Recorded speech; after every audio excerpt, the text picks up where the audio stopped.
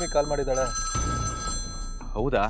ನನ್ನ ಮೊಬೈಲು ಕಾರಲ್ಲೇ ಬಿಟ್ಟು ಬಂದಿದ್ದೀನಿ ಅನ್ಸುತ್ತೆ, ಅದಕ್ಕೆ ನಿನಗೆ ಮಾಡಿದ್ದಾಳೆ. ಮಾತಾಡು.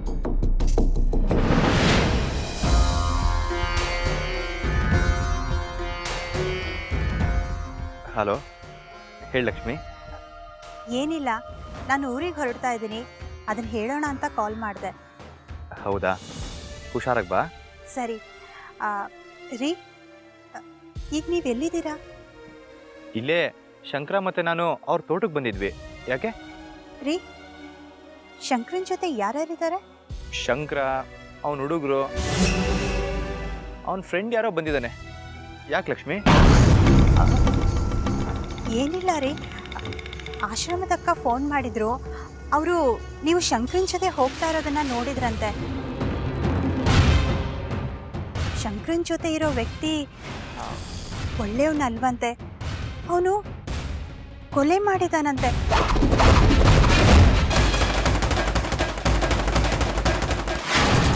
ಅಂಥವ್ರ ಜೊತೆಗೆ ಇವ್ರು ಯಾಕೆ ಓಡಾಡ್ತಾ ಇದ್ದಾರೆ ಅಂತ ಕೇಳಿದ್ರು. ಕೇಳಿದೆ, ಸರಿ ಅವ್ನು ಶಂಕರನ್ ಜೊತೆ ಏನು ಮಾಡ್ತಿದ್ದಾನೆ? ಏನೋ ಗೊತ್ತಿಲ್ಲ ಲಕ್ಷ್ಮಿ, ಅವ್ರ ಪಾಡಿಗೆ ಅವ್ರು ಮಾತಾಡ್ತಿದ್ದಾರೆ. ಸರಿ ರೀ, ಅವ್ನು ಯಾರಾದರೂ ಆಗಿರಲಿ, ನೀವು ಸ್ವಲ್ಪ ಹುಷಾರಾಗಿರಿ. ಆಯ್ತು, ನೀನೇನು ಟೆನ್ಷನ್ ಮಾಡ್ಕೊಬೇಡ. ಮಾತ್ರೆ ತಗೊಂಡ? ಕಪಾಲಿ, 16 ವರ್ಷದಿಂದ ನಾನು ಅನುಭವಿಸಿರೋ ನೋವು ನರಕ ಏನು ಅಂತ ಗೊತ್ತು ತಾನೆ.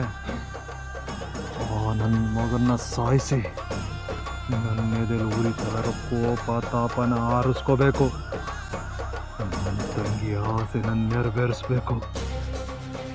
ಅವನ್ನ ಹೆಂಗೆ ಸಾಯಿಸ್ಬೇಕು ಹೇಳಿ ಅಣ್ಣ, ಮಿಕ್ಕಿದ್ದನ್ನು ನಾನು ನೋಡ್ಕೋತೀನಿ. ಅವನ್ನ ಇಲ್ಲೇ ಸಾಯಿಸ್ಬೇಕು. ತಂದೆ ತಾಯಿ ಕಾಲ್ ಕೆಳಗಡೆ ಅವನ ಸಮಾಧಿ ಆಗ್ಬೇಕು.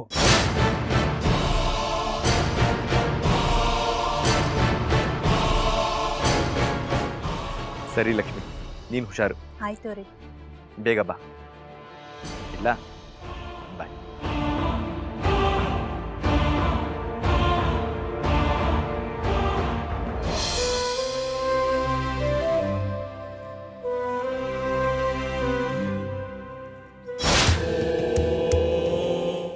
ಶಂಕರ, ಫೋನ್.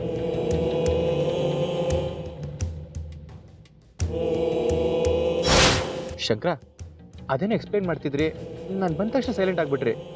ನನ್ನಿಂದ ಡಿಸ್ಟರ್ಬ್ ಆಯ್ತಾ? ಏನಿಲ್ಲ, ಲಕ್ಷ್ಮಿ ಫೋನ್ ಮಾಡಿದ್ಲು. ಅದಾ, ಊರಿಗೆ ಹೊರಟಿದ್ದಾಳಂತೆ, ಅದನ್ನ ಹೇಳಕ್ಕೆ ಫೋನ್ ಮಾಡಿದ್ಲು. ನೀವೆಲ್ಲ ಏನೋ ಮಾತಾಡ್ತಿದ್ರಿ. ಅದು ನಮ್ಮ ತಂದೆ ತಾಯಿ ಸಮಾಧಿನ ಹೇಗೆ ಕಟ್ಟಿಸ್ಬೇಕು ಅಂತ ಡಿಸ್ಕಸ್ ಮಾಡ್ತಿದ್ವಿ. ಹೇಗೂ ನೀನು ಇಂಜಿನಿಯರ್ ಅಲ್ವಾ, ನೀನೇ ಒಂದು ಪ್ಲಾನ್ ಕೊಟ್ಬಿಡು, ಹಾಗೆ ಕಟ್ಸ್ಬಿಡೋಣ. ಪ್ಲ್ಯಾನ್ ಮಾಡೋದಕ್ಕೆ ನಾನೇನು ತಂದಿಲ್ಲ. ಅದಕ್ಕೆ ನಾನೇ ಎಲ್ಲ ವ್ಯವಸ್ಥೆ ಮಾಡಿದ್ದೀನಿ.